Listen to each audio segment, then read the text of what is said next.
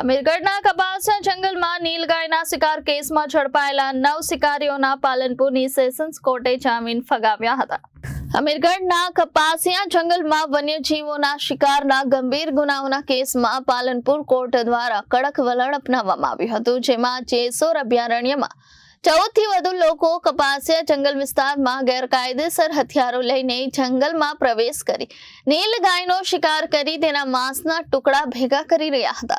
તે દરમિયાન વન વિભાગ અને પોલીસની સંયુક્ત ટીમે તેમને ઝડપી પાડી કાયદેસરની કાર્યવાહી કરી અમીરગઢની નામદાર કોર્ટમાં રજૂ કરવામાં આવતા નામદાર કોર્ટ દ્વારા જામીન મંજૂર ન કરતા તેમને પાલનપુર જેલના સળિયા પાછળ ધકેલી દેવામાં આવ્યા હતા, જેમાં ફરીથી જામીન મેળવવા અપીલ કરી હતી। જેમાં સરકારી વકીલ દ્વારા દલીલ કરતા તારીખ 1 ડિસેમ્બરના રોજ નામદાર જ્યુડિશિયલ 2025ના રોજ સેશન્સ કોર્ટ દ્વારા અરજી નામંજૂર કરી દેવામાં આવી હતી, જેમાં અમીરગઢ કોર્ટ દ્વારા અગાઉનો આદેશ યથાવત રાખવામાં આવતા તેમને ફરીથી જેલના સળિયા પાછળ ધકેલી દેવામાં આવ્યા હતા। ત્યારે બાલુંદ્રા રેન્જના આરએફઓ શક્તિસિંહ પરમાર સાહેબે આ બાબતે વધુ માહિતી આપી હતી।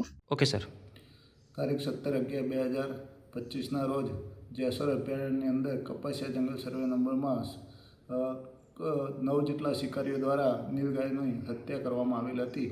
આ આરોપીઓને વન વિભાગ અને પોલીસની ટીમ દ્વારા પકડવામાં આવેલ હતા। આ આરોપીને ત્યારબાદ અમીરગઢની નામદાર જેએફએમસી કોર્ટમાં રજૂ કરવામાં આવેલ અને ત્યાં તેમના જામીન નામંજૂર થતાં તેમને જેલના હવાલે કરવામાં આવેલ હતા। ત્યારબાદ તારીખ 29/11/2025ના રોજ તેમના દ્વારા જામીન અરજી માટે અપીલ કરવામાં આવેલ હતી, જે કેસ અંગે સરકારી વકીલ શ્રી આરપી વૈષ્ણવ અને મદદનીશ વન સંરક્ષક સાહેબના રૂબરૂ આ કેસની સુનાવણી કરવામાં આવેલ અને તેમાં આધાર પુરાવો રજૂ કરતા તેમના જામીન નામંજૂર કરવામાં આવેલ હતા અને તેમને જેલ પાછળ ધકેલવામાં આવેલ છે।